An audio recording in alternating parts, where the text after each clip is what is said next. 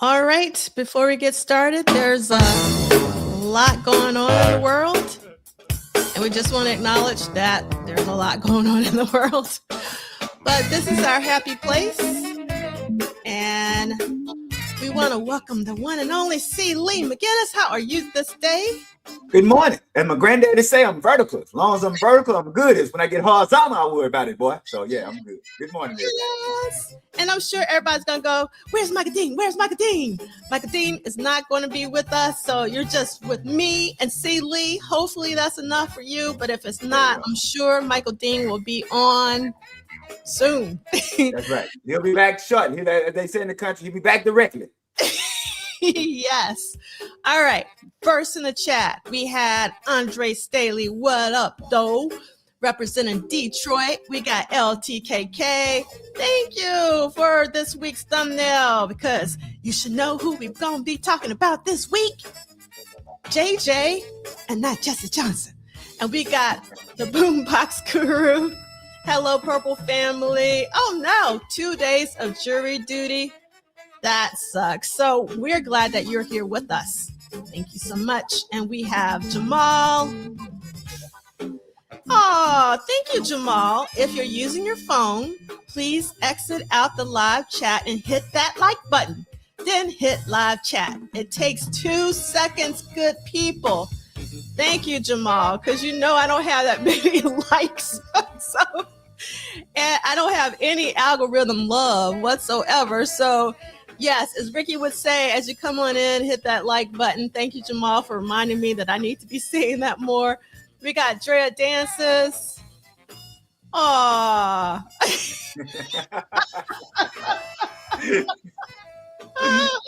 So do you remember, C. Lee, which one's the male? Dang it! I think it's BB. Is it BB?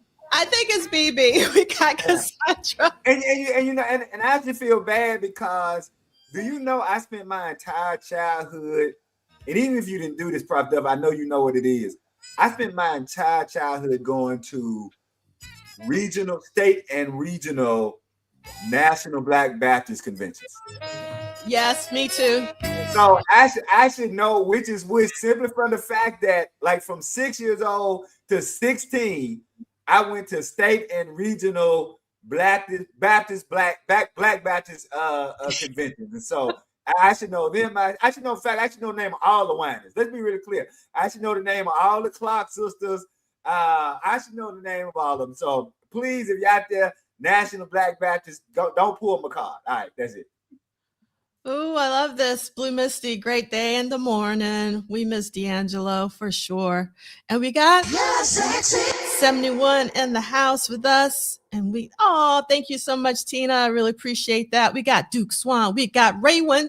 Hopefully you heard, Raywin, that Michael Dean is not going to be with us. I know you're going to be disappointed. We got Ron Kayla. We got our timekeeper. Oh, timekeeper is leaving us. Got to dip early for some training. I totally get that. And we got watch the clock on your own. Watch the clock on your own. No, that means that we could just go crazy. There you go. There you go. We don't have to watch the clock because the timekeeper is leaving us. And yes, God bless Alabama. I love that. Insatiable is my name. And we have Man Ray 10. Greetings to all the purple peeps out there, particularly those on the East Coast, as our welcome another Minnesota style blizzard to the area. Oh my goodness. And we have the amazing, the incredible JD Washington joining us. I hope all is well. And Drea Dances is saying, yes, it is BB. Yes, we always miss Michael Dean. And we also miss Ricky. And we got LTKK. Yes. Today is especially priced 12-inch maxi single. I love that. Yes. And let's see. Prince went off for 40 points through Anthony Edwards against the Mavis last night. Target Center played nothing but Prince in that arena. They going to the NBA Finals. Okay. And then we got Purple Politicians from Lady Cab Driver and Andre making a public service announcement. BB is the male. There you go. And we got Audra, another AT alien. Kim doesn't want us to slip. We'll be doing like 6-hour podcasts. That's it. It's gonna be a marathon today. We're gonna have touchdown. And then we have Purple Cat Confetti from sunny Denver. We got D68A. The power of the people is so much stronger than the people in power. I love that. Amen. Yes. And Melvin, I do not have an apostrophe in my name. And D'Angelo is my first name, and D'Angelo's name with an apostrophe was his middle name. And I'm older than Michael D'Angelo Archer, so I don't have an apostrophe in my name. All right, and then we see we got El Michelle from Brooklyn. What up, Purple Fam? Joining you from Florida. All right, so let's get into it. We got a lot to talk about this week. I'm so excited. And somebody knows what's going on. So we want to stand with Minnesota. And we're going to get into week 8 of What Did Prince Do This Week? This is a very slow read of Duane Tudahl's Prince Studio Sessions book series through an interactive weekly online book club and Saturday salon. And what that means is we be reading. So hopefully you have your books and you're ready to go. We're going week to week, not date to date. This week we'll be reading, and we're going to be reading this week because I don't want to miss anything about JJ. So we're going to be reading Monday, February 17th, 1986. So get those books ready so you don't have to be looking for it when it's time for us to read. And you are becoming the epitome of what we say about all teachers. You can tell what specific area of the subject the teacher loves by how much time they spend on it in their curriculum. It don't matter. Right? They got all these chapters, but if they spending all that time on chapter 8, like we just kind of breeze through chapter 7. We spend a whole class here, but we're spending 3 weeks on chapter 8. You know, so she let y'all know that in the curriculum, the Jill Jones portion of the curriculum. It's gonna be thoroughly discussed. All right, let's go. See that? Yes. Just in case you didn't see that, let me do that one more time. But let me spotlight myself. Just in case you don't know what we're talking about this week. This is what we're talking about. Okay. And I am extremely excited. Okay. All right. So we're going to start at February 17th, which is a Monday, and we're going to end on Saturday, February 22nd. So this is a very full week. Because, we didn't have some full weeks. Now, you do not need the paperback version. But this is what we're reading, see, Lee? This is what we're reading. Yes. So, yep. And the paperback has the most up-to-date info. And again, if you don't mind, just like Jamal said, as you come on in, hit that like button, subscribe if you haven't already. And these are archived at Polished Solid as well as at Undine. You get to select your drug of choice, or you can subscribe to both of us, whatever you would like to do. All right. Then, let's see. This is our hashtag WDPDTW for Why Do People Dance This Weird, also known as What Did Prince Do This Week? And that reminds me, where is Theo? Okay, so shout out to Theo in case you watch this later, because we're missing you too. And I love that. Yes, Celie, extremely exciting. All right. Oh, yes, Theo. If you watch this on record, we miss you, man. We miss you. Yes, we do. And I love this. Even though Kim is here, Kim is just leaving early, but we're going to act like Kim's not even here today. So we vamping the whole song. That's right. That's what we're going to do today. All right. And the State of Prince Rogers Nelson is not affiliated, associated, or connected with the What Did Prince Do This Week book club series, nor has it endorsed or sponsored the What Did Prince Do This Week book club series. We are an independent endeavor. And let's remember our community guidelines. We choose to be a community even when we disagree. And we started off the hour playing one of my favorite B-sides, 6.5 from 6. And I pulled out my specially priced maxi single because this is actually one of my favorite Madhouse covers of all time because of the hat, the polka dots. But also, I love the back where you just see the sand castle. So I Yeah, love, love, I'm love, I'm love. I'm gonna just let you know the hat ain't why it's other people's favorite cover. So I'm sure the hat is why it's your favorite cover. I can tell you in real time, I didn't see the hat nor the castle. That's all I'm gonna say. We move on. So yeah. There you go, Kim. Body heat. In the heat. Good God. Yes, I love this later cab driver, the Betty Grable, is it Grable or Gable? Betty Grable pose, and Manisa called it. I love this. I love the pose. I love how minimal the cover is. I love the pose. I love the red of the hat, the red and the polka dots. There's like it's a really fantastic cover. It really is. Uh-oh, my alliterative brother is docked. No, you're not. Even though you're just coming and we're just still doing the housekeeping. We haven't even started the reading yet. So you're cool. And Rakabash says, say that then. There you go. Really, yes.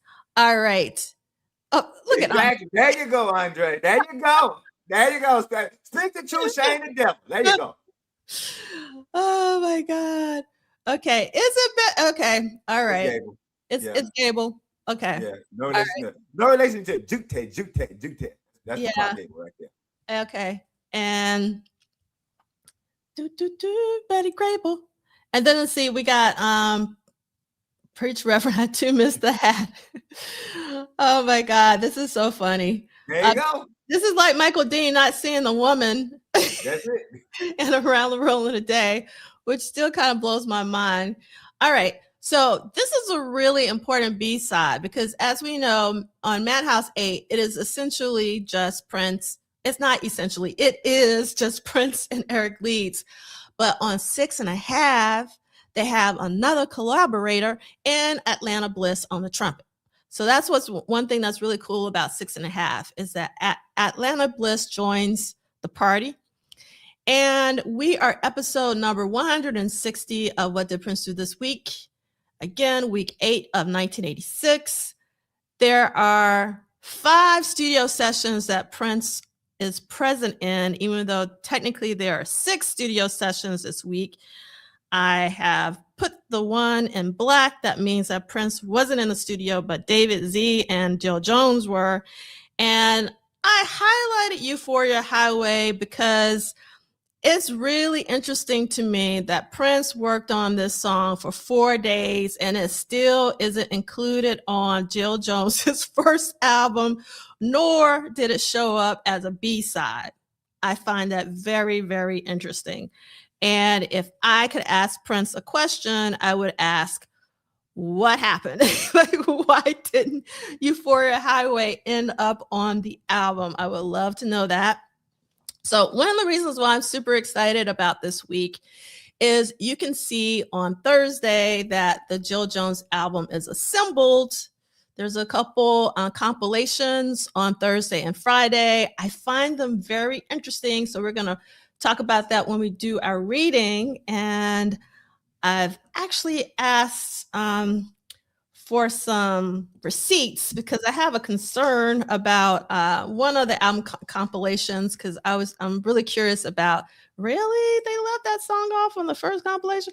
So, and then on Saturday, on Friday, there's a remix of Rough, which was also being considered, but didn't end up on the album. And I think it's okay that it didn't end up on the album as compared to like Euphoria Highway, based off of what's leaked. And then we have a remix of Mia Bocca, which is one of my favorite remixes of all time of any Prince project, like Tuvo, Layla, Mia Bocca. You know what I'm talking about if you know that remix, or extended version and dub version for that matter. And then we have Venice de Milo possible mix and Love or Money possible mix. And I realized I didn't put my heart and my dollar sign on there. I got to change that. So we're going to get started with the reading, and I'm going to start the reading this week because I'm so excited that we are talking about one of my favorite songs of all time, which is G-Spot. Okay. All right, so again, we're going to Monday, February 17th, 1986. It's really dark in my room because it looks like it's gonna rain or something outside. So I might have to pull out my magnifying glass, and I don't have one, so we'll see how I do. So Monday, February 17th, 1986, we have G-Spot Overdubs and Mix, Euphoria Highway version 1 tracking mix. Sunset Sound, Studio 3, 11 a.m. to 2:30 a.m. Booked, locked out. Producer Prince, artist Jill Jones, Prince crossed out, engineer Coke Johnson. And I'm going to skip the Susan Rogers quote. Okay, it had been months since Prince worked on G-Spot. In fact, this is a song he had been working on since 1983. So this has been a long time in the making. And he brought it out he brought it out to overdub his guitar and add a new snare to the percussion, but not enough to recreate the feeling of sex as he'd done on other tracks. In fact, with the exception of the lyrics that detail a woman's body, how to please her, and her position during sex, the song maintains a deep chill that turns sex into something almost clinical. I can't wait for Celie to comment on this comment because I think it's a really interesting observation about the song. So I'm going to read it one more time. And that the song maintains a deep chill that turns sex into something almost clinical. G-Spot uses a drum machine which robotically removes any passion from the track, explained Jill Jones. It takes all the sensuality away from it. His work on G-Spot wrapped up at 5 p.m., and after dinner, Prince started a new song. Beginning as usual with a Lynn LM1 groove, he then spent 9 hours adding bass, several layers of synth, including the Oberheim OB8 congas and multiple sound effects to a new song, Euphoria Highway. So let's go back to that time. So 11 a.m. until 2:30 a.m. So that is a very long day, 11 a.m. to 2:30 a.m. The lyrics for the song reflected his thoughts in some ways as he mentions Bobby, although it was not specifically his drummer, Bobby Z, but more of a fictionalized version that fit in the story he was telling. In the past, Prince mentioned Bobby's name on tracks like Mountains and Others Here With Us, but on the lyrics to Euphoria Highway referenced his drummer, Bobby, and his new wife, Vicky. I think it was modeled on them because he used their names. And I got to turn on some light because I can't see. Give me 1 second. All right. It's going to be bright up in here. All right, that's so much better. Okay, I think it was modeled on them because he used their names, speculates Jill Jones. She felt that because Bobby had written River Run Drive for the family, Prince was starting to see him in a different light musically. The song is written from a scorned and lonely observer of a love world worth dying for between fictional high school sweethearts. He was the quarterback who occasionally lost the games, and she was his partner who maintained her affection for him despite the final score. The singer is also taken by her, but recognizes that there was no way he could compete with their pure affection. The first verse, Will Break Your Heart, reveals Bobby, and that quarterback doesn't win all the time. You know, I'm just a drummer, but I got a love that he would die for, and that's what he wanted. It's what he loved about us. He did look up to our relationship, reflects Vicky. You could see it in his eyes, and he accepted me right away. Timing is everything in life, and I met her at a moment. I didn't worry about what my parents thought of her. I was more worried about what he thought, he being Prince. I think that is very interesting, explains Bobby. Prince and Vicky's relationship was unique, and they had a relationship that lasted his entire life. He loved her like family. His gift of a song to them carried more weight than just a seemingly coincidental use of their names in a song. It would often reveal where his thoughts and heart were at the moment, and those around him realized that when he'd pulled the curtain back to be mentioned, especially as an example of beautiful love, was his way of letting someone know their value. That's the way he communicated, reveals Wendy. He ended the shift by recording the 2 tracks from today's session on a pair of C60 cassettes. Status. Prince would re-record the track for Jill Jones. Prince's 5 minutes Euphoria Highway remained unreleased during his lifetime, and it's still kind of unreleased in my personal opinion. All right. So one thing I want to talk about is, have you heard Euphoria Highway, the one that's kind of floating around in the Yes, ether? I do. I heard the instrumental more. Yeah, that's the one. Yeah, yeah, and I because I was like I kept trying to think, have I heard the one with the lyrics? And I haven't heard the one with the lyrics. I've heard the instrumental, but I kept thinking like because this sounds very pretty, and I would love to hear. You know how I am with lyrics, and so but I will say this: the instrumental is that Jill at the opening of the instrumental Yes, it is, Jill. Yes. because if that's any indication of what I really do think that we missed out on and the world missed out on just how soulful a singer Jill could be, which also gets back to the real issue with Jill's album is nobody knew what the hell to do with it. Because that opening sound that she makes on that instrumental, I've always like, yeah, this is a song that's dying for some actual singing and some lyrics. All right, that's it. Yeah, so yeah, it's definitely Jill. And yeah, I've only also just heard the instrumental. I've always wanted to hear this song in particular because of what you just said, Celie. Like knowing that it was Jill, and as everybody should know, I love Jill's voice. I love it because it's so versatile. Mhm. And the thing is, I do think we get a glimpse into the soulful nature of her delivery from just the opening of the Jill Jones album with the Yep. intro to Baby I'm a Trip. Well, And shout out to Bobby. Shout out to Bobby Z for doing that. Like taking the end, because that's actually the end of the song that Prince did, and put it at the actual beginning of the album. So I have to give Bobby Z because I'm always hard on Bobby David Z. Z. I'm sorry, I'm always hard on David Z for something he said, but I always want to give him his props as a master producer. All right, go ahead, keep going.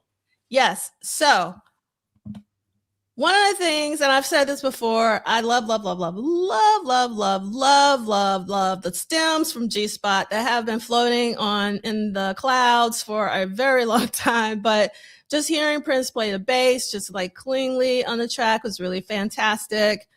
Before we had the tools to be able to do it, through AI and all that jazz, but just the actual stems themselves. But knowing that G Spot would have been possibly a track for Vanity 6, and all the ones that are on YouTube that says that it's Vanity, I hear Jill. And as you know, Jill sung background for Vanity 6. Mm-hmm. So I don't know necessarily if any of the ones that are floating on the internet are really Vanity. I think it's just Jill. But I will say that even though I love Jill's version of G Spot, I actually prefer Prince's 1983 version because I feel like it's a little slower.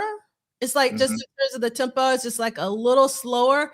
And I don't know, I just that one is something about it. And it just shows you like how just a slight change in a tempo of a song can actually change the feeling of a song. So that I find very interesting, but I would absolutely love to hear if there's a Vanity version, a Vanity 6 version of G Spot. I would love to hear it, like you say. And Euphoria Highway would love to hear the real song. I mean, the actual song with lyrics and all of that. Prince's version as well as, Jill's version. Okay. Right. So we're going to keep it moving. Let's see.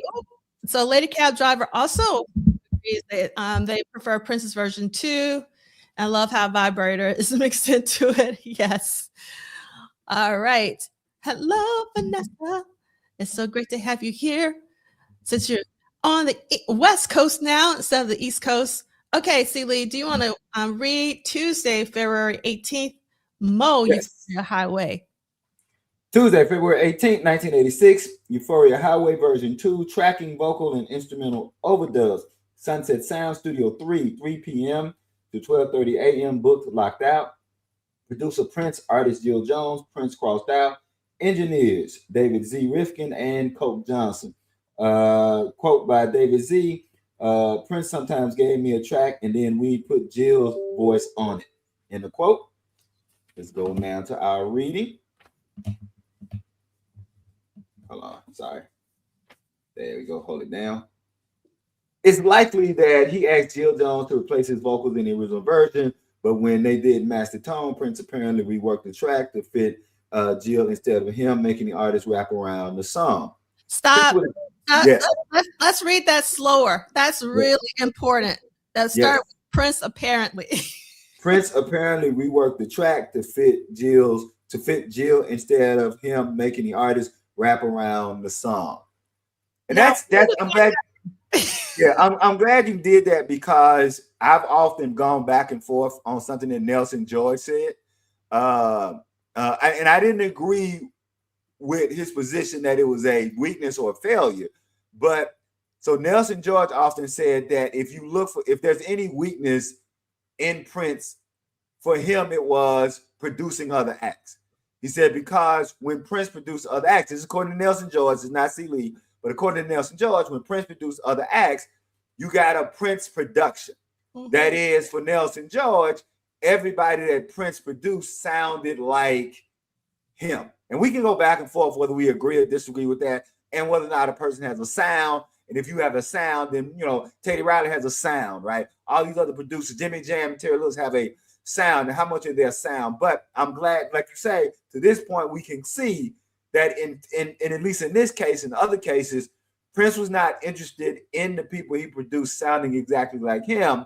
But in this case, what could he do to make Jill more central on this track, if that makes sense? But I really think that this was an exception. That's the reason why I think this is an exception, because based on everything that I've heard, especially if you take the Originals project, right?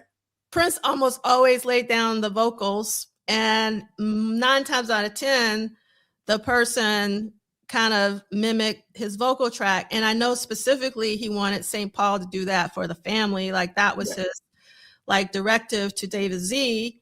And the reason why it took St. Paul to so long to do his vocals was he was trying to get it Prince's delivery.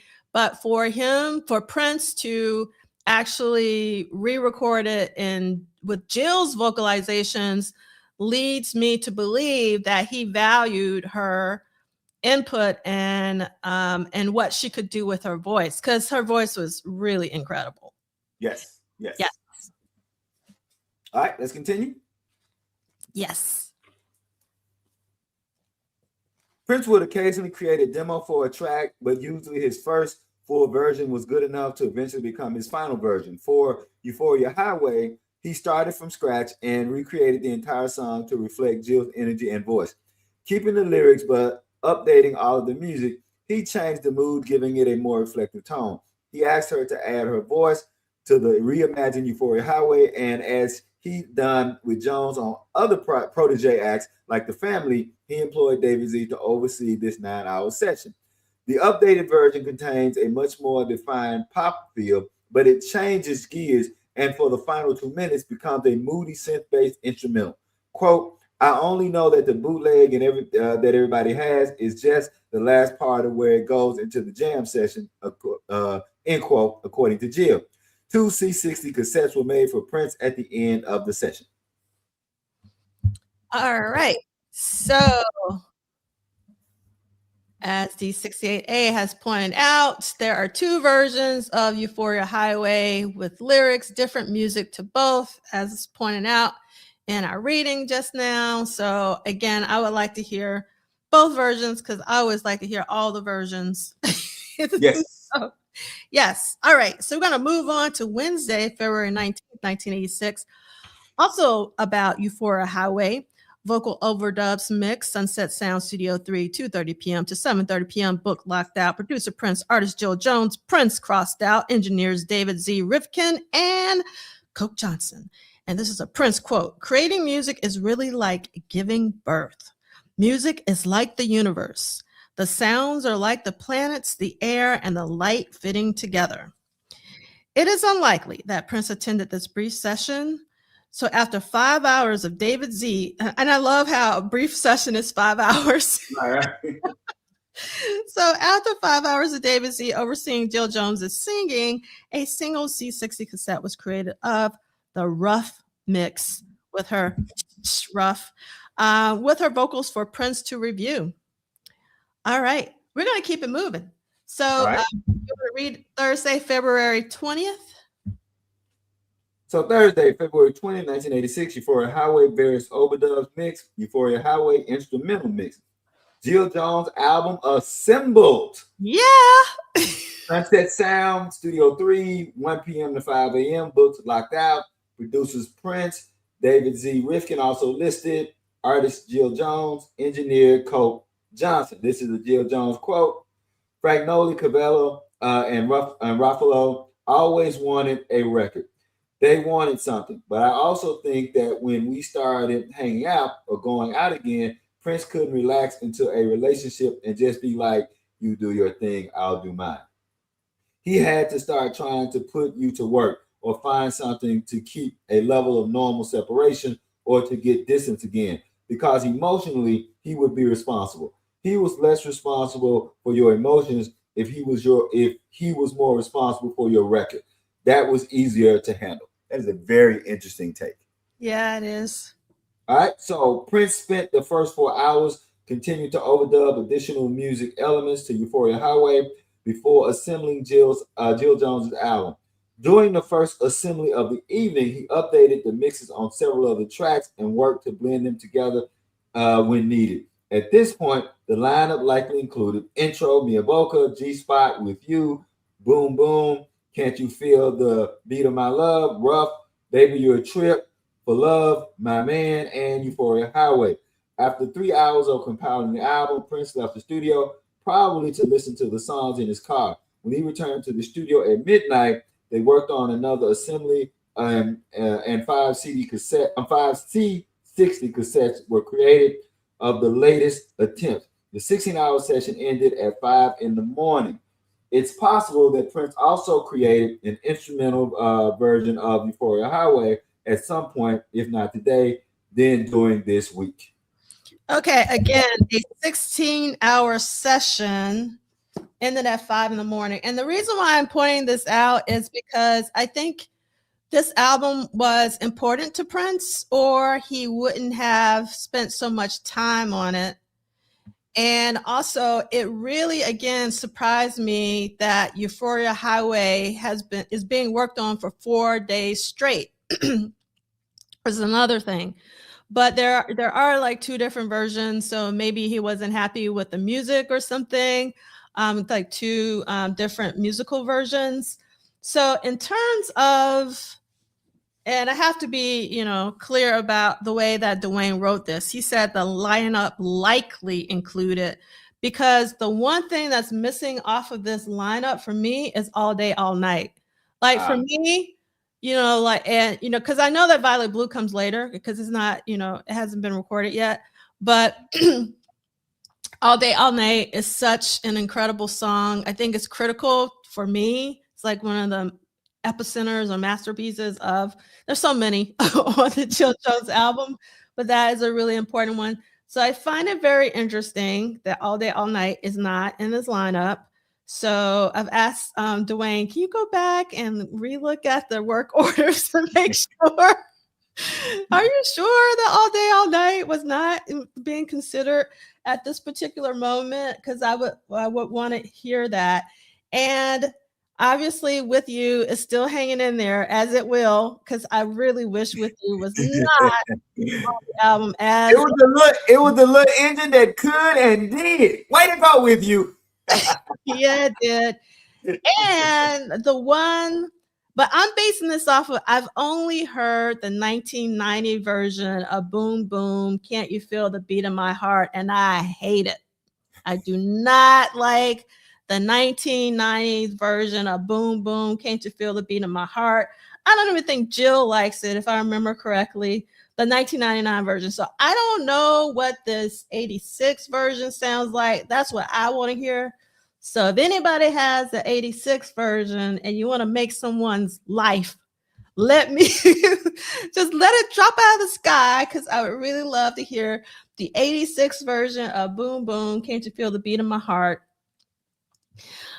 I'm curious, Lee, how you feel about Rough. And obviously, we only have Prince's, at least I only have Prince's version of Rough. I haven't heard a Jill Jones version of Rough.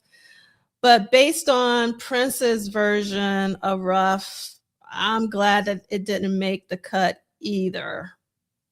And everybody in the chat, you can let me know how you feel about that too, because I would love to know.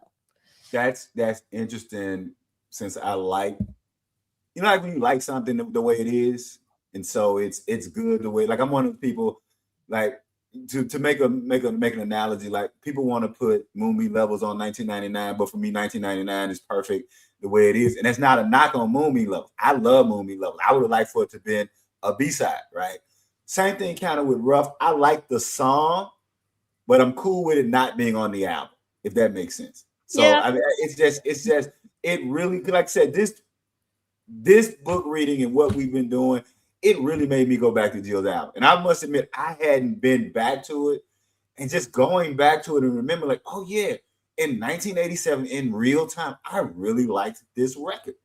Yeah. So yeah, I'm kind of like you. I'm cool with Rough not being on there, but I'm cool just simply because I just really like the construction as is. So that's it. Yeah, I love this comment from Andrew. Some songs are better as B-sides. Yes, I agree.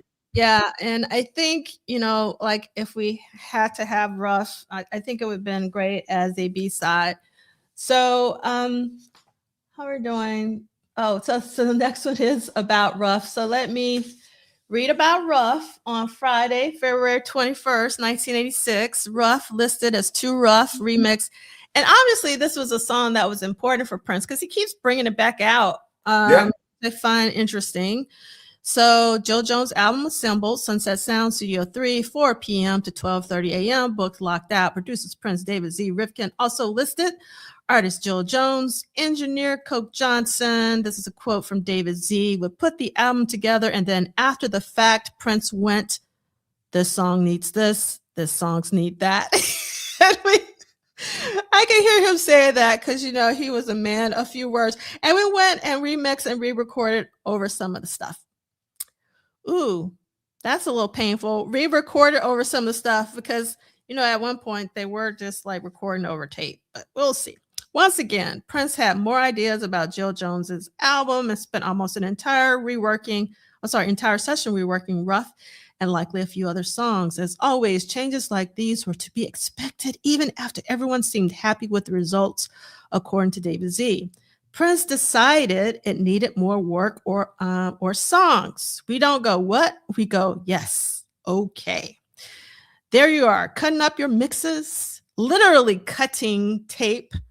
So if he changes the sequence at any time, you have to have those original pieces that can all be put back together. There was no Pro Tools.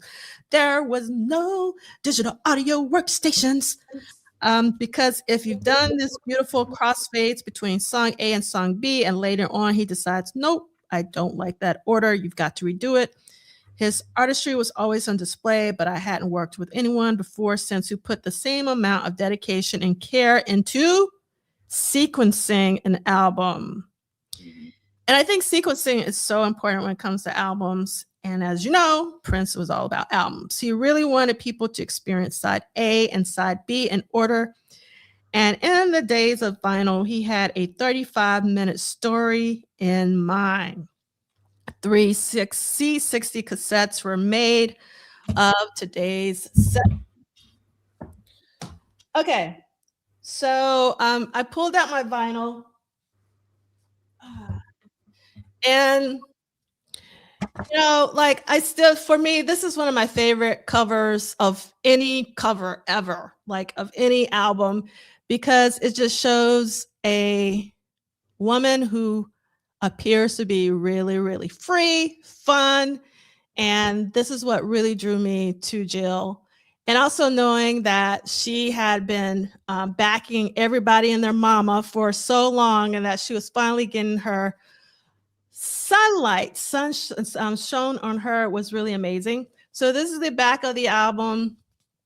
And I want to go into, in case you've never seen the album, this is the image on my shirt that I have on which is the inner sleeve, which is an amazing image of Jill. And then this is what the track listing looks like, which has always been one of my favorites as a designer, because I'm all into that. And I wanted to,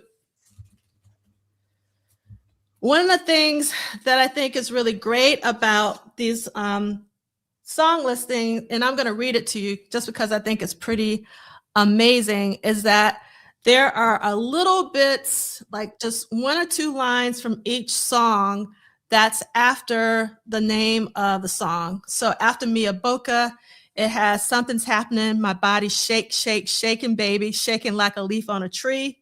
Everybody should know that. G-spot, A is for America and for the things you read in magazines. Violet blue, what's a woman to do? Indecision reigns and the catalyst eyes of violet blue. With you, I guess my eyes can see. I'm sorry, I guess my eyes can only see as far as you. Now, I think Prince really wanted Jill to record this song with you because he was actually trying to send a message to Jill herself. And I think that the lyrics that are chosen for this, I guess my eyes can only see as far as you, it's also pretty fitting. And then for all day, all night, oh, is this your mouth or am I swirling in some wet tornado? That has always been one of my favorite lyrics, even though I'm not into lyrics, but I really love, am I swirling in some, oh, is this your mouth or am I swirling in some wet tornado? Then for love, the lyrics are, for love, I would suffer kisses from another if that was what turned you on. And for my man, just because you know that I love you like a hurricane doesn't mean that you can talk me down. You know that I'm your woman, baby, baby, baby. You're my man. And then for baby, you're a trip, it has, baby, you're the cross that's too deep to bear. Baby, you're a star that's too far away. And I really think that that kind of sums up Prince and Jill's relationship based on what I know. This whole point, baby, you're the cross that's too deep to bear. Baby, you're a star that's too far away. It's meaning like Prince and Jill's sort of side. So, and yes, Vanessa, Jill has one of the best logos. It's one of my favorite logos. I love that she still uses this logo. And yes, love this Chris Bournet, the reference of to Marilyn Monroe of Jill standing. Yep. The great, and as That's you know, first thing I saw when I saw that. That's the first thing I thought of when I saw that in real time. Yep. So that's pretty amazing. Let's see. And Andre said, I love the enthusiasm you guys are displaying for the Jill Jones LP. I never listened to it. May check it out. Yes, you should check it out. You can actually listen to it on, if you just, the best version of it in terms of the sound, like the sound quality on YouTube, is through, Jill used to be on this label called Peace Biscuit. And so if you find the Jill Jones album and listen to it on Peace Biscuit, and I think some of the songs that are in the accompanying actually all the songs from in the accompanying playlist, the actual songs from the album is from the Peace Biscuit uploads. So those are the best versions in my personal opinion, if you really want to kind of hear it as close as possible to the original. And I highly suggest, if you haven't listened to it, that you take the time to really listen to it, not as background music. I can't stress this enough. And when you listen to something for the first time, this is what I tell my students, you should listen to it at least 3 times in a row if you can. Not multitasking. Right. I know that's harder to do these days than not, but trust me, this is a really important album in my personal opinion. It is probably my favorite album off of Paisley Park that's not Prince, because I consider Madhouse to be Prince.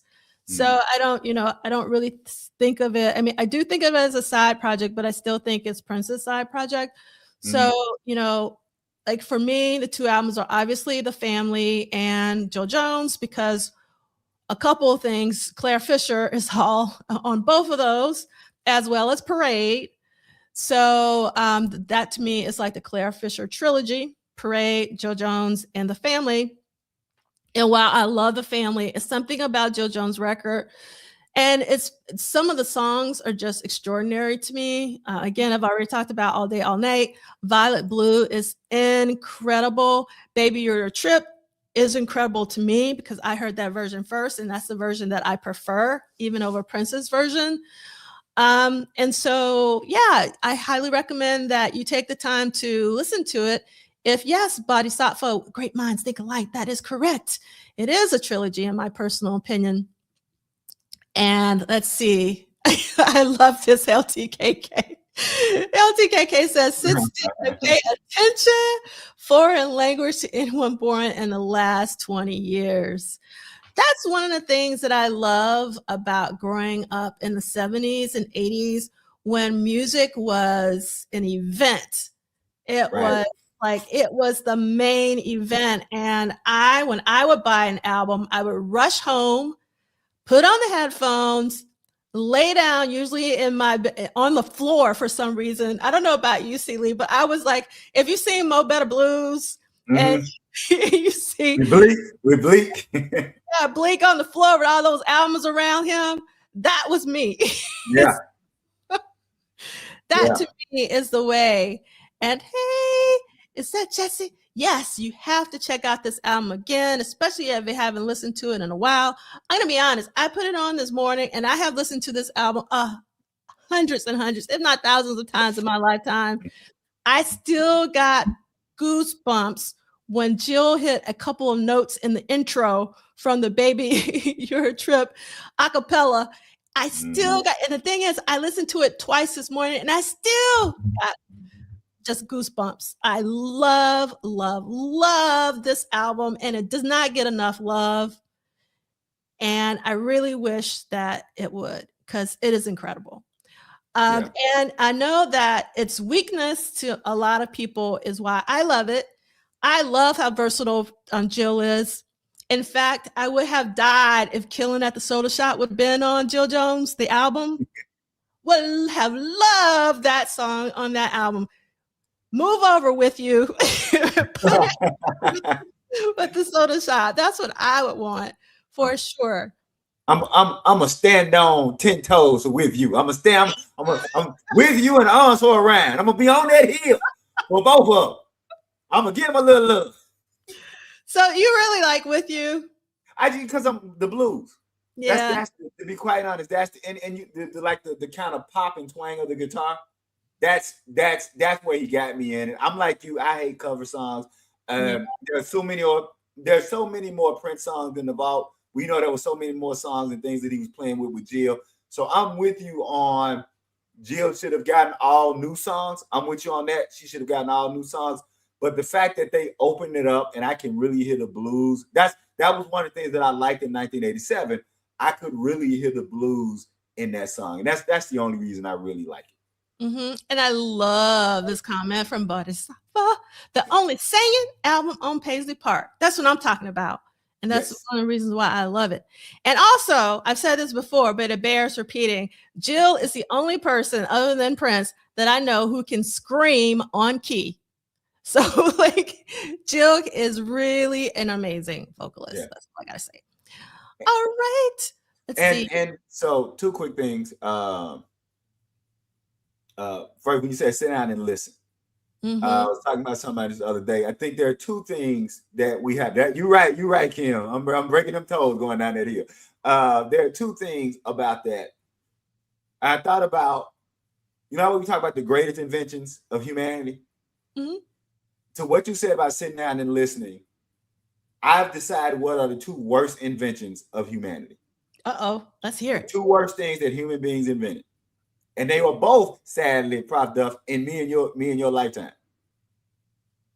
Number 1 is when television stopped going off. Because both of us are old enough to remember when television used to go off at midnight. And I don't know if it happened like that for you, but I remember like the next day either being at the bus stop or talking to friends like, TV didn't go off last night.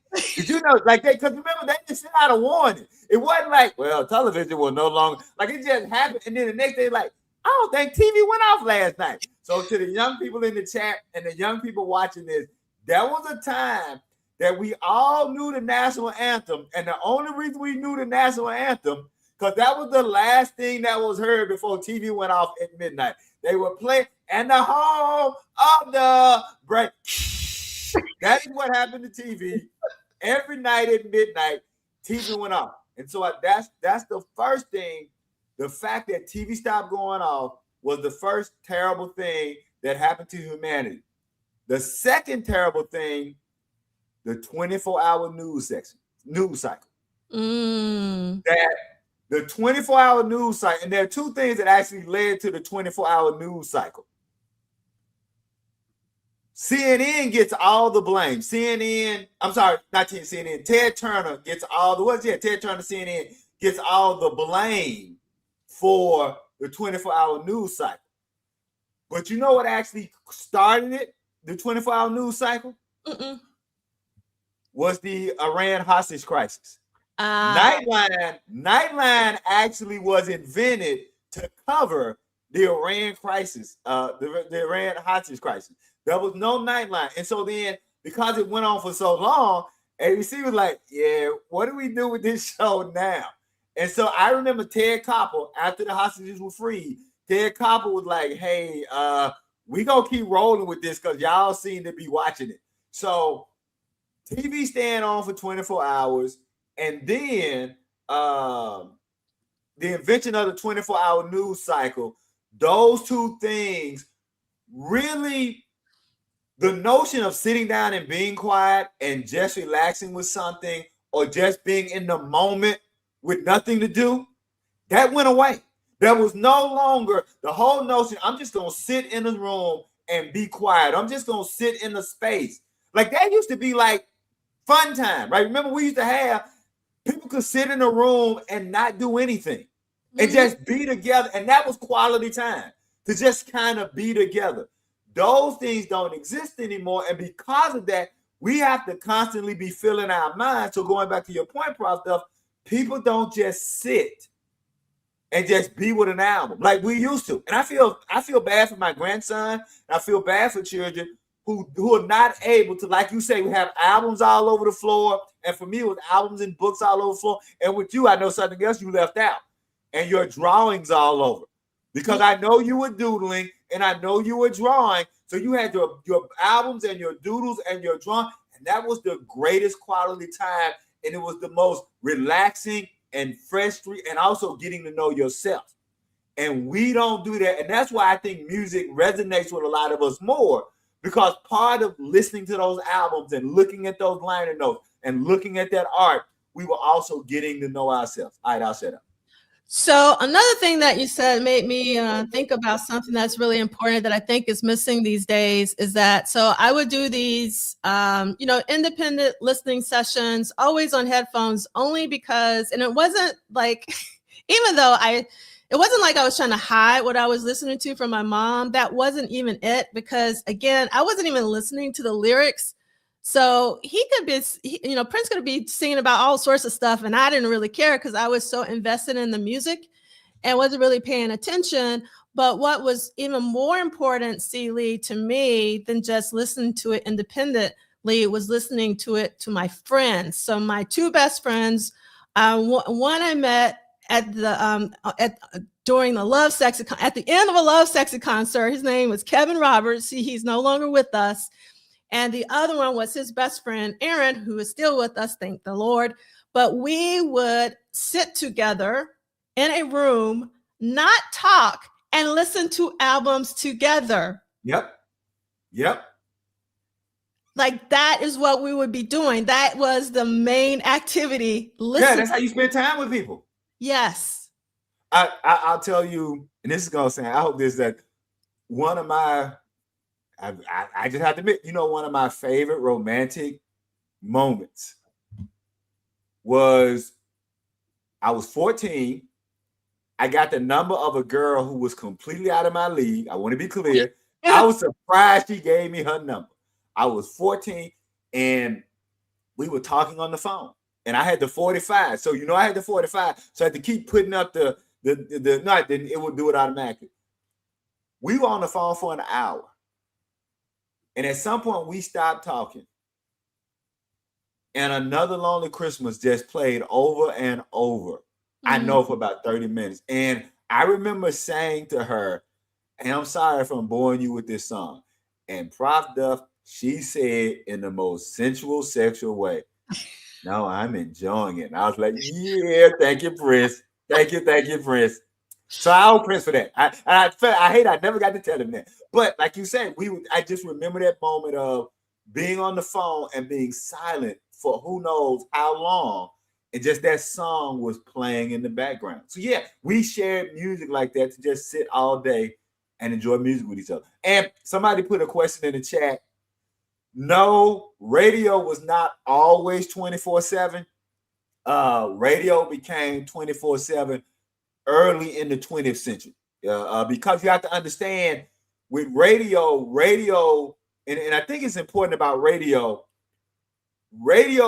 unlike television, was localized because of the how far it reaches the signal. So radio was mostly localized because many of the signals would only reach to a certain extent.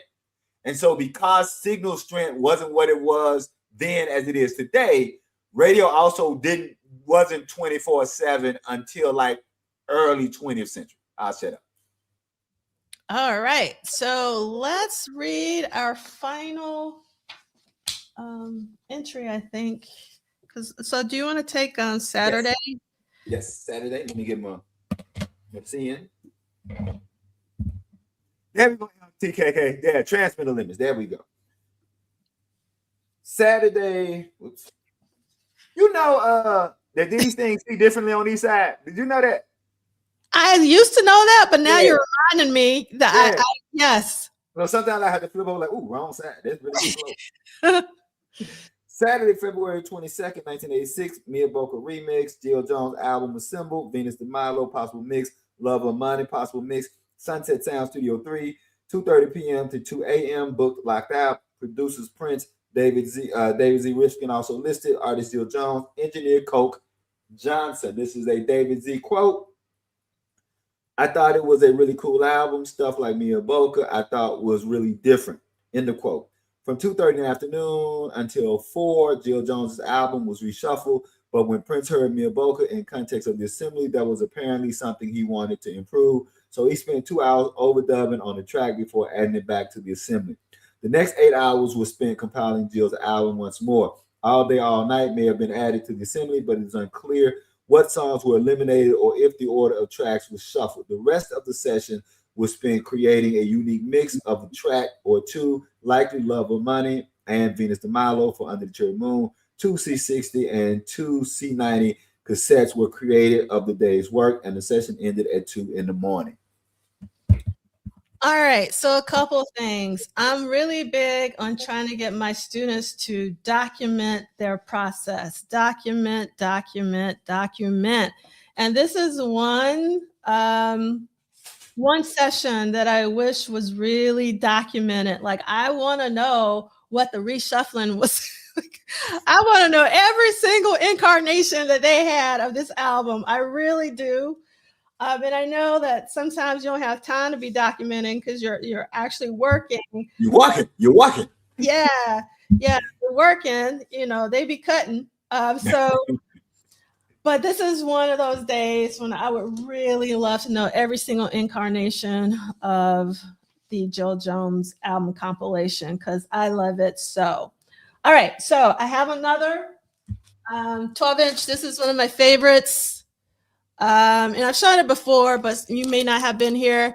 This is Jill Jones. I have it signed by my beloved Jill Jones. So this is definitely one of my prized possessions. And I love this photo and the amazing magenta logo. I love that logo. It's probably my Madhouse and Jill Jones are two of my favorite logos. And I absolutely love the lips. This collage of lips on the back, and you can tell that they're Jill's lips, and just a really incredible. And the B-side to Mia Bocca is let's see. Like, who knows who's let's see who's in the chat knows what the B-side to Mia Bocca is. So I'm gonna hold off and let you know unless you got a really big TV and you might have seen it on the back of the album that I just put up. But I love as I mentioned before, the extended version of Mia Bocca, because she repeats Tuvo Leila Mia Bocca over and over again at the beginning. And also because of the B-side. And then this is the label, like the original Paisley Park label that everyone should know. It's a Paisley on the side. So let's see who's coming through. Here we go. Duke Swan came through 77 Bleecker Street, which is actually a real address in New York City. And I read in an interview a long time ago. Does anyone know who lived at 77 Bleecker Street around this time? So let's see. Remember.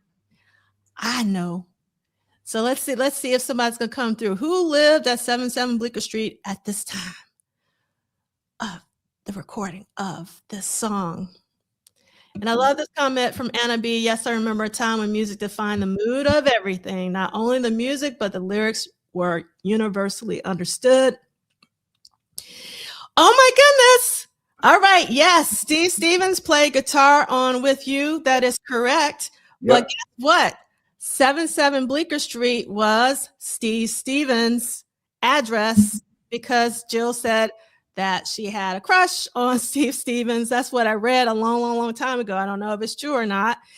And everybody should know who Steve Stevens is, especially if you have been with us since last year, because I got to see one of my favorite artists twice last year alongside Steve Stevens, and that is none other than Mr. Billy M.F. Idol. Eyes without a face, like no human race. All right, there you go. And if you can, you should really seek out the Billy Idol documentary. I think it's still probably doing the festival rounds or something like that, but it's a really incredible documentary. It's the title of it is something like I Should Be Dead or something like that. It's just like, and it's kind of crazy that he still and the concert was phenomenal. So when Billy Idol actually goes on tour again, you should definitely go see him. Because I was lucky enough to see Billy Idol in the 80s, and it was a wonderful, wonderful show. Yeah. Yes, indeed. Question, and more like what your feelings on this is. It's clear, and I'm talking about just from a packaging and production standpoint. Jill packaging and production got the first rate treatment. You see what I'm saying? Like especially when we talk about Paisley Park artists, like maybe the family to me is equal to the packaging and production. And Madhouse. Right? Packaging and production. So those three. The question I want to have is, and I know it's still the buck stops with Prince. I know that. I want to know if anybody has done any research, and of course, probably Brother Tudahl would be at the forefront of this or anybody else. The conversation, and Alan Lees would know, the conversations with Warner Brothers, because they were distributing the Paisley Park stuff. And so, peace out, Kim. We promised to be here for 4 more hours. Peace out. So, I wonder how much of Jill's album had to do with success or not success of, had to do with Warner Brothers and their distribution as much as with Prince, because the album and the 12 inches get the full packaging.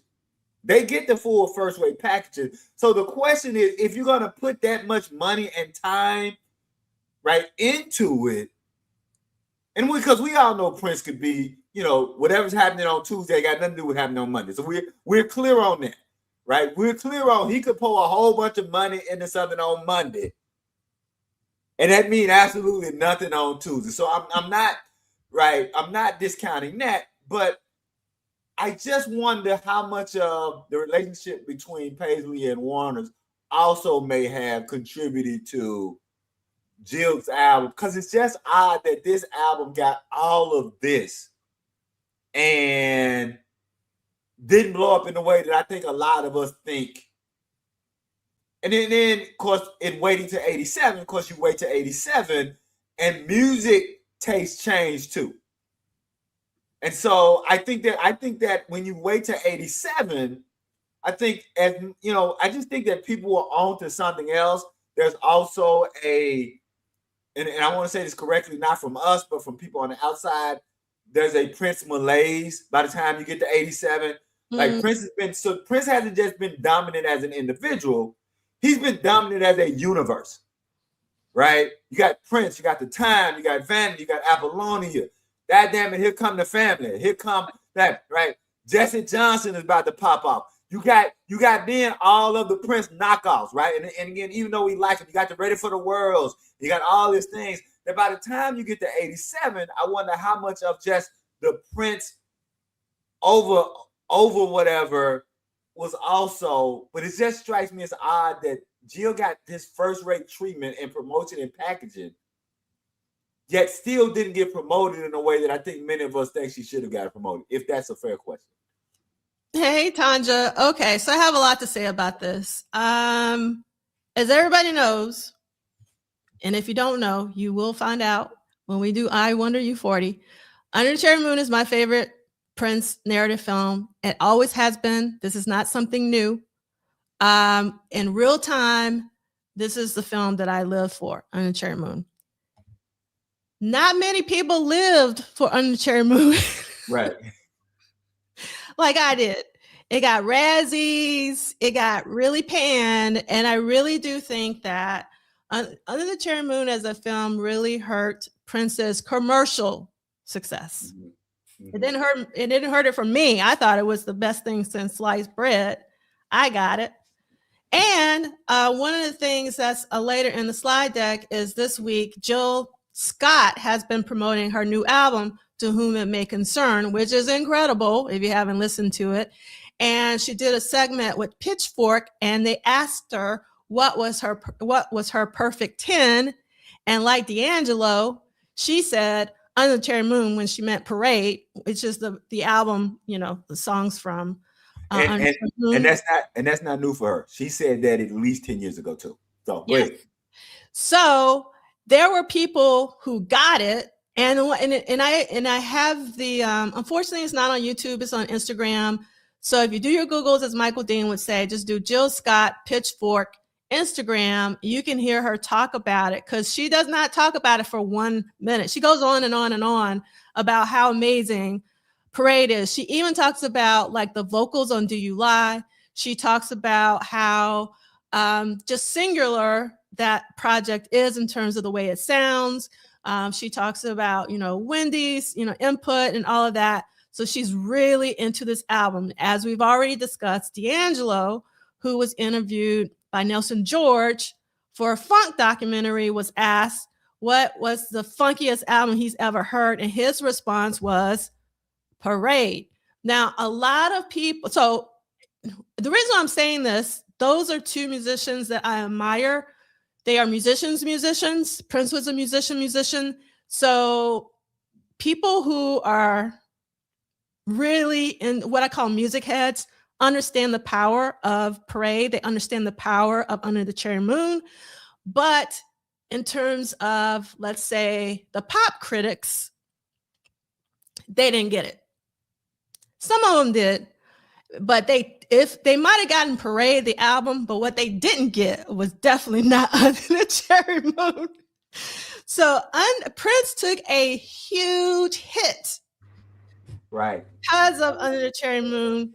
And It really pains me to say this, because I love Under the Cherry Moon to this day. It's just I get so much joy from Under the Cherry Moon. But he took a real hit for his popularity, like the critics and all of that for that. So that's one of the reasons why I think his quote unquote, and I hate to say this, star started descending.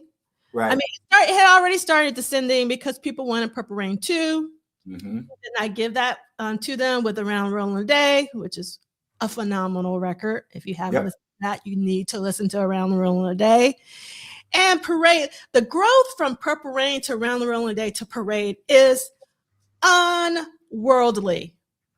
I mean, just thinking about the growth of Prince as not only a musician, but also as a lyricist, as a vocalist. Mm-hmm. It's an incredible journey. Just those like 3 albums right there. Okay, so that's the Prince part. So because Prince's star was descending and he wasn't getting the clout and people had started taking hits at him, meaning like making fun of him. They had always made fun of him. But like the thing is like the power of Purple Rain was so large. Purple Rain was such a phenomenon that for just a moment, Prince was larger than life. People weren't making fun of him. But then with Under Cherry Moon, they went back to, oh, that was just a, fluke or whatever, Purple Rain, and we're back to making fun of Prince and all of that. So I think if Jill would have released an album right after Purple Rain or hadn't gotten the Apollonia 6 treatment during Purple Rain, meaning like a proper album during the height of Purple Rain, we would be talking differently about Jill. Now, I think that, and Lady Cow Drive, you have to understand what I mean by fluke. You have to, if you go back and read all of the music criticism, starting from 78 to 79 to 80, 81, even 82 was when things started kind of change, and like Dirty Mind, yes, it was like a critic's darling, but it wasn't necessarily a commercial darling in terms of pop audiences and things of that nature. It was a fluke. So go ahead, Celie. Let me put it to you this way. The best way to understand it is before Purple Rain, Prince was the underground dude that the really hip people knew about. He was, and again, I hate to, and I want to be clear, I'm not trying to start an argument. I'm just trying to, Prince was the underground rock, funk, street alternative to the more mainstream Michael Jackson. It's not, and again, this is not a who you got. It's just this is what it was. So Purple Rain, being as successful as it was probably one of the most surprising things that happened in music, because Prince was the dude that mamas and daddies warned their children about. Prince was considered the street underground. Whatever. The best way for me to put it was, I used to say that Rick James and Prince were the Tupac and Biggie of their day. I'm gonna even go another analogy, and I know you're gonna clutch your pearls, but I'm just trying to, who Prince may have really have been of his day? The Ghetto Boys before Mind Playing Tricks on Me. If you think about when the Ghetto Boys were just those tapes that people passed around, that is where Prince was. In fact, and I want to say this was either in Black Beat or Rock and Soul. A writer for either Black Beat or Rock and Soul said, and I quote, "Purple Rain is just an attempt for Prince to clean up his act so that we don't know he's a pervert." That is what was written in Black Beat or Rock and Soul. So you have to understand that when she uses the word fluke, not a fluke for us who have been following Prince from 78 to 82. He wasn't a fluke for us. For those of us who were Prince fans before Purple Rain, we weren't blown away. But there were people that when Purple Rain blew, they almost couldn't believe it was Prince. There were people who thought that the guy in the movie, that Prince wasn't that. I remember leaving a movie. I remember this. I remember leaving a movie theater, and the dude said to his girlfriend, propped up, He couldn't do that shit live. He really said that. Mm-hmm. And for me, somebody who had seen Prince live 3 years in a row, I saw Prince open for James. I saw the Controversy tour. I saw 1999. When that dude said that, propped up, I wanted to punch him in his face, but he was much bigger than me. He was really, really much bigger than me. But he turned his girlfriend, as you know, dudes be trying to show out for their woman. He couldn't do that. That was so when she uses the word fluke, it's not how Prince fans saw it, but the commercial world, the popular world, the people outside of the Jamie Starr world, they literally saw Prince as an overnight success that would be a flash in the pan. And because of that, you have to see what a major success Purple Rain was, and also not only what a major success Purple Rain was, but the artistic genius and the artistic courage that Prince had to walk away from it and say, I'm not going to give you Purple Rain Tour 2 because I'm not trying to be your media darling. That's it. I'll shut up. So I want to respond to Tara because they made another comment as well about how is it a fluke when 1999 was beloved. Yes, 1999 was beloved. And what I mean by fluke, I'm talking about commercial height. That's what I mean by when I'm saying fluke, I mean a fluke in terms of commercial height, because Purple Rain went platinum 13 times. 1999 only went platinum 4 times. And Around the World in a Day only went platinum twice. So let me repeat it again. Purple Rain 13 times platinum. 1999, 4 times platinum. There's a huge difference between 13 times platinum versus 4 times platinum, even though 4 times platinum is amazing for a double album. But in terms of Warner Brothers and everybody who's concerned with charts and things, it was a huge, huge difference. So that's what I mean by fluke. That I'm talking about, just how what I'm trying to convey is that Purple Rain was colossal compared to 1999 and Around the World in a Day. But not only was it colossal, it's just that everybody, well, not probably everybody, but a large part of the US at least, everybody was in the Purple world at the height of Purple Rain. That never became, what I mean by that, when it came to spending their dollars, that's what I'm talking about. Go ahead, Silly. And also, two things we have to say about 1999. So I'm not, like you said, number one, to show you, to kind of affirm Prof. Duff's point. Most people get their timeline wrong because they always like to argue Thriller and Purple Rain.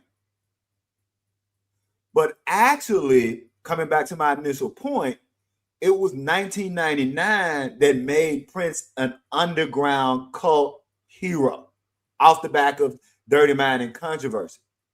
But what you have to understand about 1999 is it had to re-enter the chart only after Little Red Corvette was put in heavy rotation on MTV.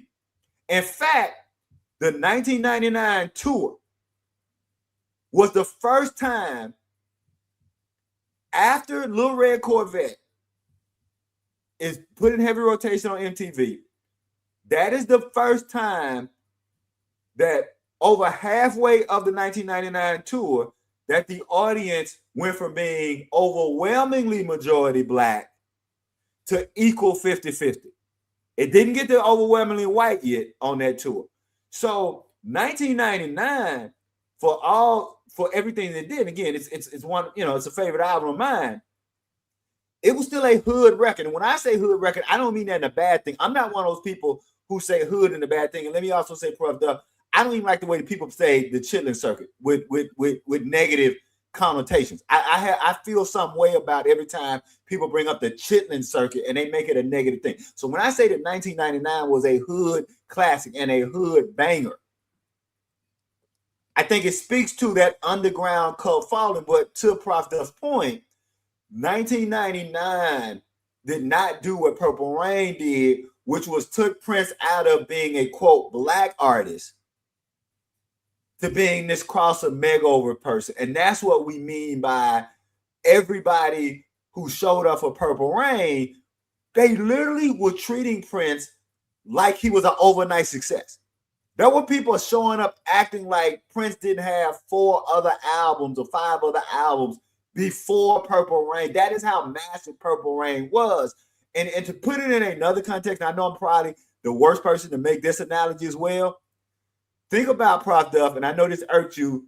Think about all the people who showed up to Speaker Box Love Below like that was Outkast's first record. Right. And there were people talking about Outkast as an overnight success because they didn't know. Again, I'm not a hip-hop head, but I at least knew that Speaker Box and Love Below was not, in that same kind of analogy. That's what we mean when we talk about how Purple Rain kind of changed where Prince was in the commercial and mainstream lexicon, if that makes sense. Yeah. So another thing I want to point out, and Celia, you had already made this point, but I think it's important to double down on this from Andre, is that it was not destined that Purple Rain was going to be a success as a movie. Mm-hmm. So one of the things that I really love is when Arthur Turnbull talks about how Purple Rain, the album, came out before Purple Rain, the movie, and the Purple Rain, the album, was going to do well, whether or not the movie did well, because, there was like a lot of traction, from When Doves Cry and all of that. And so there were from the executives at Warner Brothers, even Prince himself, wasn't sure. Based on what I've read and interviews, obviously you never, because you're hearing secondhand stories, so you don't know it to be actually true or not. But if we go off of what most people have said, it was unclear to even Prince whether or not the movie was going to be successful. It was a huge gamble, and that it was a success. And now, what I find interesting is that when people, it's really interesting, actually, people now see Under the Cherry Moon in a different light. And when I say people, I mean the critics. And I'm talking about film critics in particular. I'm not just talking about the fans, I'm talking about film critics. So when Prince passed, there were several articles that re-examined Under the Cherry Moon as a film. And some of the critics are changing their tune, and they see how amazing Under the Cherry Moon, the film, is. Right. The opposite is starting to happen with Purple Rain. Yep. People who talk, and when I say people, again, the film critics who talk about Purple Rain always kind of frame it, it was a film of its time. Mm-hmm. It's just, sometimes you'll hear it's just like music videos strung together by dialogue. And so there has been sort of a reverse assessment of Purple Rain, which I find very, very interesting. But it's also, and I wanted to try, I'm not going to use that. I was going to try, I'll find another word because I don't want to soil a really good word. But I think that what's also happening, and not to get into that rabbit hole of why I have issues with the play, is I think that culturally people are reassessing Purple Rain through the lens of Me Too. I think that what that's also what's happening to Purple Rain is because it was always, critics saying, well, it's just video strung together. But I think now, as people have become more sensitive to toxic masculinity and all these things, people are now seeing Purple Rain through a more Me Too lens. And essentially, you don't have that problem with Under the Cherry Moon, right? You don't really. And so I think that, so I agree with you, though, that's what's happening, that Under the Cherry Moon is artistically, people are seeing the artistic merits of Under the Cherry Moon, where they are seeing some cultural flaws of Purple Rain, if that makes sense. Okay. Makes a lot of sense. I really love this comment from Blade Brown of the album, the music videos, the movie, the tour, the VHS. The VHS is really important, and that the snowball effect was ridiculous for sure. And I knew a dude actually had a Purple Rain 8-track. They made a Purple Rain 8-track? Yeah, I could never get that out of my mind. This guy had a Purple Rain 8-track. And it's, you think 84, you think 8-track should be dead by then. Yeah. But yeah, I do. I think remember this old head had a Purple Rain. And I just remember like being 14 looking like, and my thought was like, really? I was like, in my mind was like, how many did they produce? Like how many at the place where they was manufacturing, like how many Purple Rain 8-tracks? Was it more than 500? Like that's what I want to know. I want to know that too, Celie. That is really interesting. If you would have like asked me, if to answer the question, was Purple Rain on 8-track and you can give me $1 million, I would have said, no, it wasn't. Not on 8-track. It was on a cassette. Well, okay. Right. All right. I did not know that. Okay. So going back, I'm still not finished with answering your question about Jill's record. Okay. It's because Kim's not here, so we can do whatever we want. We're going to be here for 4 more hours. Go ahead. So for me, it was timing is the reason for Jill's album. And so also because, again, Prince's star was going down from the commercial heights, not with the Purple World. His star was always at the highest, the bar above the bar, as Levi says, when it comes to Prince. And we're talking about just commercial success. I'm trying to be really clear about that, but I guess I'm not being very clear about that. Commercial success. All of America and all the households and, conversations, Prince on the lips of everybody and their mama, basically. Okay.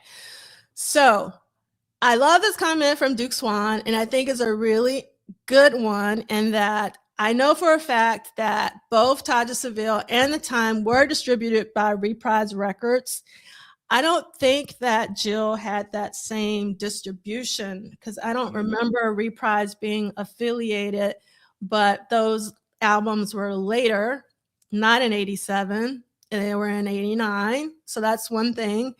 And I love this comment from Andre, because wouldn't it have been amazing for Jill to have sung Sugar Walls instead of Sheena Easton if Jill Jones would have came out in 84? Because I really do wish that Jill had album would have came out in 84, again, at the height of Purple Rain.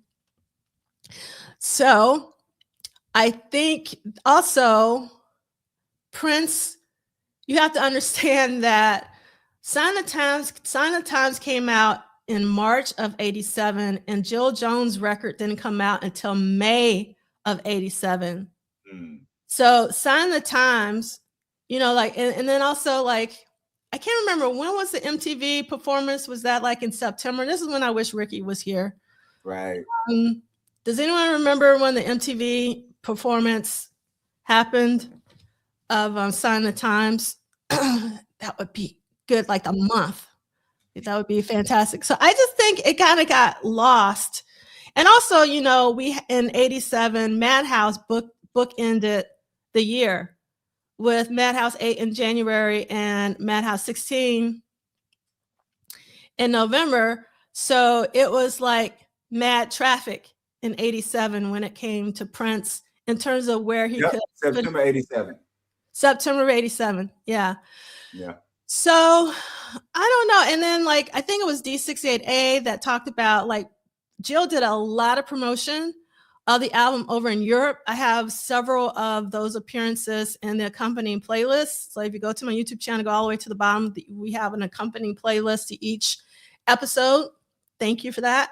And so I think that she just really got lost in a lot of traffic, in addition to Prince's commercial. And when I say commercial, I mean units sold, being in everybody's houses. That's what I mean when I say that. So Elta Barbara, as much as I love Jill, I don't even think that Jill could save Arms of Orion.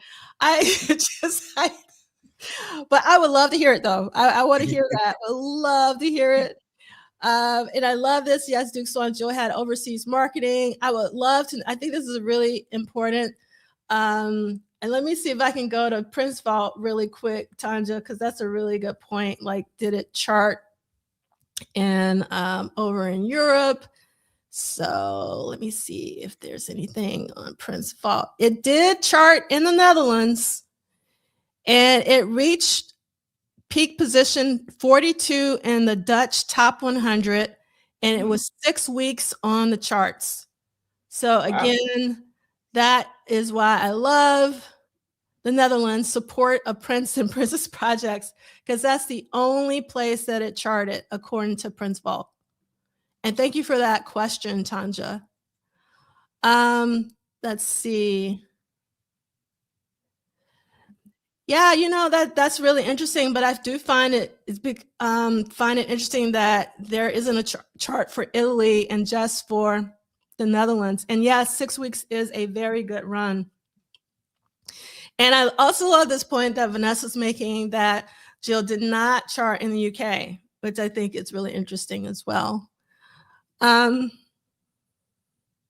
okay, I love this. Thank you for sharing this, Chris Bornay. This just helps me with my argument even more. And Lionel Richie's autobiography, he said he and Prince were friends. And I think Prince saw Arms of Orion as his version of Endless Love, a sentimental movie duet. Actually, Andrew, I'm glad you're bringing this up. I have an article, I don't know if it's from Blackbeat or somewhere, where it says that Jill was supposed to open for Prince on the Sign of the Times tour. So it was actually publicized in the trades that Jill was going to open for the Sign of the Times tour, because I think if Jill would have opened for the Sign of the Times tour, the album probably would have done better as well. So I really love that you posted that. Okay. Anything else you want to say about Jill Jones in terms of the album, Celie? No, just thank you for this. Is to me, and I know everybody gets different things from this slow read, and we all enjoy Brother Tudahl's work. I've found that how his research and our discussions take me back to albums I haven't heard in a while, because sometimes things fall out of rotation and you don't really know why. And then I went back and I listened to the entire Jill Jones album, and it was just like, yeah. Because when you said that, like, I had Sign of the Times, and I just remember kind of walking into the record shop, and I kind of knew who Jill Jones was, but not like in 87, I didn't completely know who she was. I was just putting together who the hell JJ was, because in my mind, tell you how stupid I was, for a long time I thought JJ was Jesse Johnson, and then I was like, no, it can't be Jesse Johnson. So I just think that I appreciate these conversations and Brother Tudahl's research. Outrageous! Thank you, that Brother Terry. Yeah, that we all hunted by that in our dreams or nightmares. So for me, getting to return and remembering in real time, I really dug this album, and it then we can put it on to say, hey, maybe the estate or somebody can do to this what we want them to do with the family, what we want them to do to Madhouse is put this out as another example of the brilliance of the Prince universe. That's it. I'll shut up. All right. So actually, hold on. I think I can't remember who put Taja in the chat. It was the Taja's record came out in 87 as well. And Taja's record came out in September of 87. So as you know, there's also a version of If I Could Get Your Attention sung by Jill.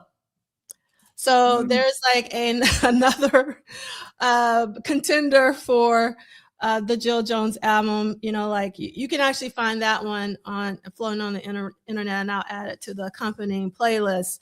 So I call 1987 the Prince Flood, and next year we're going to have a Prince Flood symposium because a lot happened in 87. So we have the two Madhouses, Madhouse 8, Madhouse 16. We have Sign of the Times, which is a double album, as we all know. We had Jill Jones's album. We had Taja Seville's album. And we also had Wendy and Lisa's debut album. Yep. So 87, when it came to Prince World, was packed. So I think that there's just too much going on. And I think Jill got lost in the shuffle. And it's really, I don't know, a travesty in my personal opinion, because I really do think that, for me, if you take Madhouse off the table, because I think that Madhouse is Prince, that Jill Jones's album was the best Paisley Park release.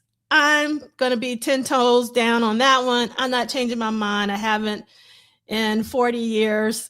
So I'm not changing it today. And you're absolutely right. And also Sheila's self-titled album also came out in 87 as well. Yeah. And I'm not gonna play I Like Vanilla Ice Cream, which thank you. But I'll say that I will say this. For me, it's definitely in the top 5 of, and I hope you understand what I mean by this, top 5 of really well constructed records. Mm-hmm. Which is, and when I say really well constructed records, things that wasn't just thrown together to capitalize on popularity. You know what I mean? That you can hear, like all the stuff that I didn't know all this before reading this. You can hear all of the time that Prince took and David Z took and Jill. You can hear all of that on the album. Does that make sense? Mm-hmm. So that's what so for me, that Jill, I tell you what, Jill, not thinking about this now, and we talked about this like about a year or so ago, and I try to stay away from this, but now returning to this, Jill's album really does make me go back to the what if of Paisley Park Records. Like it because we talked about it years ago, what could have been in that universe. Hearing this and looking at this is another example of what we missed out on because Prince couldn't get out of his own damn way, or Prince couldn't make room to let people like David Z and other people cook under the umbrella of Paisley Park Records. And if we could have got more of this under the umbrella of Paisley Park Records, because again, the 2 George Clinton albums on Paisley Park Records, I love them, and you got these other things. So Jill Jones makes me return to the what if, and I hate what if discussions, but it really does make me return to, damn, we could have, Paisley Park Records could have been something really special. I'll shut up. Yeah, it really could have been. And I really do think it boils down to, I mean, it's more than just marketing and distribution, because, so Prince took 2 really major hits. One was the whole We Are the World fiasco that really, really, really kind of put a nail in the Prince coffin, unfortunately. And then Under the Cherry Moon. So it was like a 1-2 punch when it came to like commercial, again, units sold, success is really interesting. Hey, you know what? Coming to that, I want to talk about selective outrage. Because, and I blame, I've been on record since that time. So 85, 86, whatever, I've been on record that this is all Bob Geldof. This is all Bob Geldof being pissed off that Prince didn't show up. Yeah. But you know why I say selective outrage? Bob Geldof didn't say anything about the fact that Waylon Jennings left the recording because he thought they were going to be singing in Swahili. And if Bob Geldof is so angry that Prince didn't show up, when, by the way, Prince had already informed them that he was sending a record. Mm-hmm. So it wasn't like Prince said, I don't want to have anything to do with it. And it wasn't like Lionel Richie and Quincy Jones didn't know. They had both said, okay, Prince, we'll take the record. So the fact that Bob Geldof now has all this outrage about Prince not showing up, but Waylon Jennings said, hey, I ain't singing no Swahili, and walks out. To me, that's selective outrage, going back to your point about people were already not checking for Prince before Purple Rain, and then the We Are the World thing gave people the reason to go back to the we not checking for this freaky dude who want to do everything on his own. They were looking for, see, we told you that's what this dude is. That and that this Purple Rain thing, that were really people in the business and in the industry wanting Purple Rain to be a fluke. And I also think that's why so many people to this day want to tie Prince to Purple Rain and nothing else, because it fits their narrative of this was the only thing this dude was able to do because we told you who he was before. That's it. I'll shut up. You just said so much. I mean, I think, it happens a lot. So when some people get quote unquote too big for their britches, people want to see them fail. And yes. I think that this was, one of those unfortunate occasions. And I could say more, but I'll just leave it at that. All right. Okay. So far in 1986, Prince has had 28 studio sessions so far and 9 new songs total. And we've already we haven't talked about Jill Scott's Tiny Desk, again, because she's promoting her new album, To Whom It May Concern. And that's also the name of a Prince song. So we could connect it to Prince.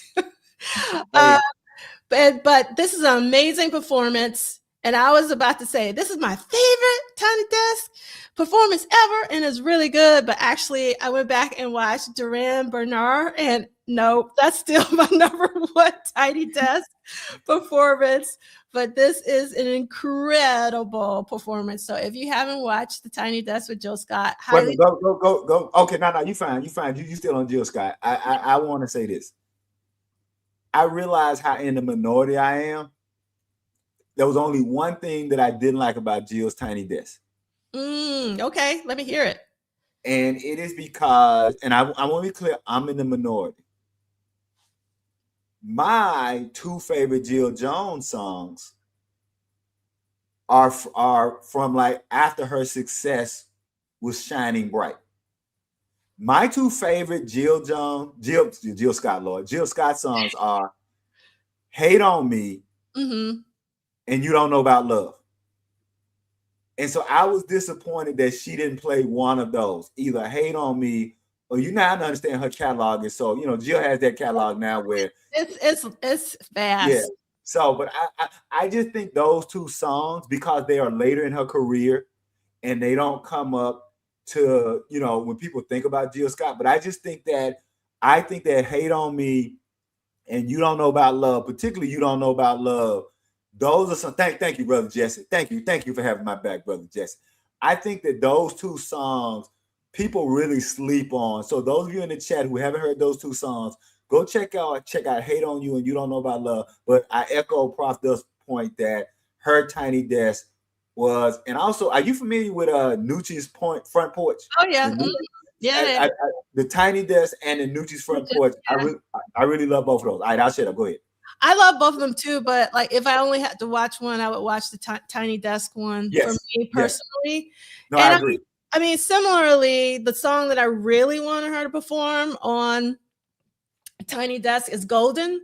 Like that's like my anthem. I like, in terms when it comes to Jill Scott, like Golden is like my favorite song.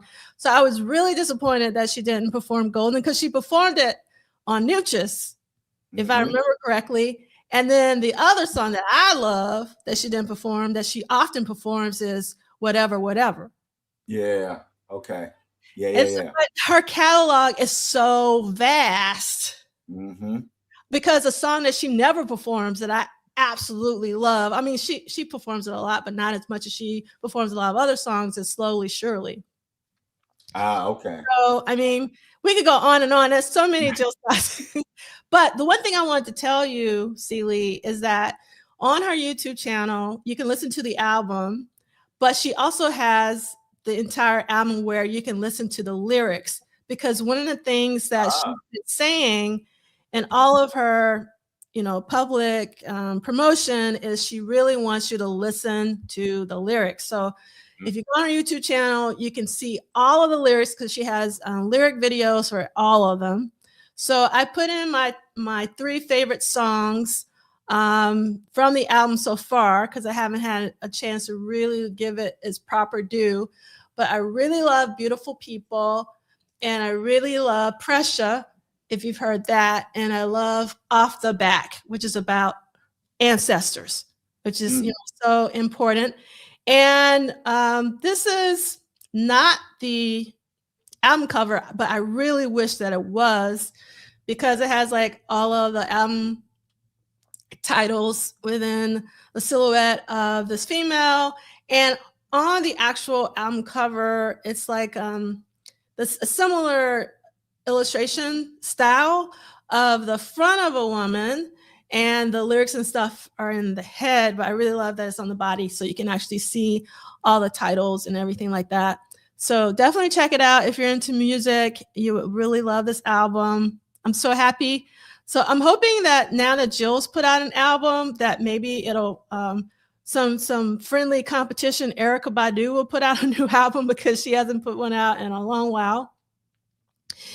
And this is where you can find Jill talking about Parade and Under the Cherry Moon, because she says she went to go see Under the Cherry Moon in the theater a gazillion times as well. So you know that she's a real Prince fan. And I want to remind everyone that we are gearing up for our 3-day hybrid symposium. Hybrid in that Friday will be all virtual on Zoom events. The 18th and 19th will be in person at NYU. However, I have raised enough money where I will be able to provide a live stream now. I wasn't going to do a live stream because it's costly, but I was able to raise some funds. So for those of you who cannot come to New York, you will be able to watch the live stream on the actual symposium website. And the symposium website is iwonderyou.polished.com. And then to pre-register and to get announcements, go to iwonderyou40.substack.com. So one has 40, the Substack, and the website does not have 40 in it. So, and for those of you who are coming to New York, remember that Law is doing an amazing live performance to coincide with the symposium, and that will be at the Cutting Room in Manhattan, because the symposium will be in Brooklyn. So just be aware of that. And that's going to happen on April 17th. And there, for those of you who want to go to another Prince conference, especially if you're going to go to Minneapolis for Celebration, the International Center for Prince Studies, they're putting on a conference on June 1st and 2nd at the University of Minnesota called Dance On. I'm not involved with this at all. So if you have any questions, email IC4 for International Center for Prince Studies, contact@gmail.com. They have extended their call for proposals. So if you're interested in submitting a proposal, there's still time if you want to do a talk, and you can also suggest other things, other possibilities. They're open to different formats and all of that. Oh my goodness, I'm so happy, Chris, to know that you got your ticket for Law. I'm so happy to hear that. Yes, thank you so much. The graphics are by the amazing Reverend. Reverend is such an incredible designer, and I really love how it sort of mirrors the art for the Under the Cherry Moon original poster. If you remember the original poster for Under the Cherry Moon. Okay, so Tara's saying Erykah was supposed to have the record with Alchemist complete and was supposed to come out last August. So maybe it's, I want to know this. That's like, stop the presses. This is what I want to know, Play Brown. I want to know who is rocking the finger waves. I have a strange feeling that Tammy might rock some finger waves. I could be wrong, but I think if anybody was going to bring forth the finger waves, it would be Tammy, but we are going to see.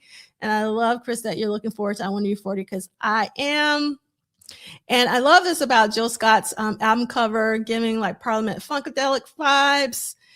Yes. All right. And I didn't see these before. I love it's got some gold. Oh yeah, and Show Me. Show Me is also another really great. Yes. So vast. Catalog so fast.